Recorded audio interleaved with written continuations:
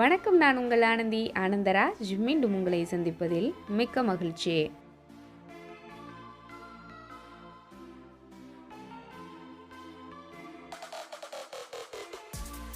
ஒரு இளம் துறவி ஒருத்தர் இருக்கார். அவரை பார்க்கறதுக்காக ஒரு அரசன் ஒருத்தர் வர்றார். அந்த அரசன் அந்த இளம் துறவியை பார்த்து கேட்குறாரு, ஐயா, நீங்கள் இவ்வளவு இளம் வயதில் ஒரு துறவியாக இருக்கீங்க, உங்களுடைய குரு யாரு, எனக்கு சொல்ல முடியுமா அப்படின்னு சொல்லி கேட்குறார்.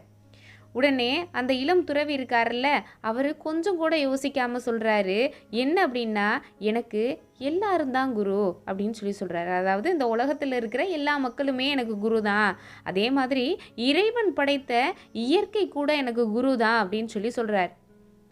உடனே இந்த அரசனுக்கு ஒன்றுமே புரியலை. ஐயா, நீங்கள் என்ன சொல்கிறீங்க, எனக்கு புரியலை அப்படின்னு சொல்லி கேட்குறாரு. உடனே அந்த இளம் துறவி என்ன செய்கிறாரு அப்படின்னா, விளக்கமாக சொல்ல ஆரம்பிக்கிறார். என்ன அப்படின்னா, பூமியை பாருங்க, அதில் எல்லா மனிதர்களும் அசிங்கம் பண்ணுறாங்க, அதே மாதிரி குழி தோன்றாங்க, வன்முறைகளில் ஈடுபடுறாங்க. அப்படி இருந்தாலும் கூட அந்த பூமி எல்லாத்தையுமே பொறுத்துக்குது, அதே மாதிரி நம்ம தாங்கிக்கிட்டு இருக்கு. அது மாதிரி தான் யார் என்ன செஞ்சாலும், யார் நம்மளை திட்டினாலும் அடித்தாலும் நாம் கோபப்படாமல் பொறுமையாக இருக்கணும் அப்படின்னு சொல்கிறார்.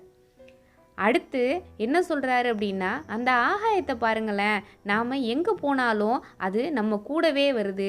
அதே மாதிரி சூரியன், சந்திரன், நட்சத்திரம் இது எல்லாமே தோன்றி தோன்றி மறையுது. அதே மாதிரி பல கிரகணங்கள் ஏற்படுது. ஆனால் அந்த ஆகாயத்தில் எந்த விதமான மாற்றமுமே ஏற்படுறதில்ல, அதில் எந்த வித சஞ்சலமும் இல்லை அப்படின்னு சொல்கிறார்.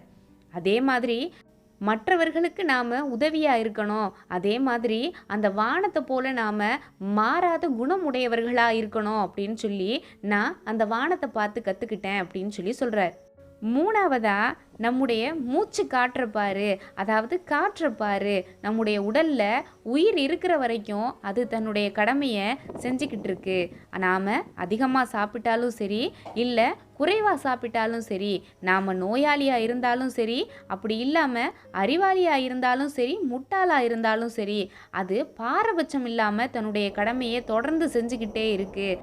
நாம் மாளிகையில் படுத்து தூங்கினாலும் சரி, இல்லை குடிசையில் படுத்து தூங்கினாலும் சரி, பஞ்சு மெத்தையில் தூங்கினாலும் சரி, கட்டந்தரையில் தூங்கினாலும் சரி, அதுக்கு எல்லாமே ஒன்று தான். அது தன்னுடைய கடமையை சிறப்பாக செஞ்சுக்கிட்டு இருக்கு. அதே மாதிரி நாமளும் எந்தவித வித்தியாசமும் யாருக்கிட்டையும் பார்க்காம எல்லாரையுமே சரிசமமாக நினச்சி பழகணும் அப்படின்னு சொல்லி நான் அந்த காற்றை பார்த்து தான் கற்றுக்கிட்டேன் அப்படின்னு அந்த இளம் துறவி சொல்கிறாரு. நாலாவதாக எதை சொல்கிறாரு அப்படின்னா, தண்ணீரை சொல்கிறாரு.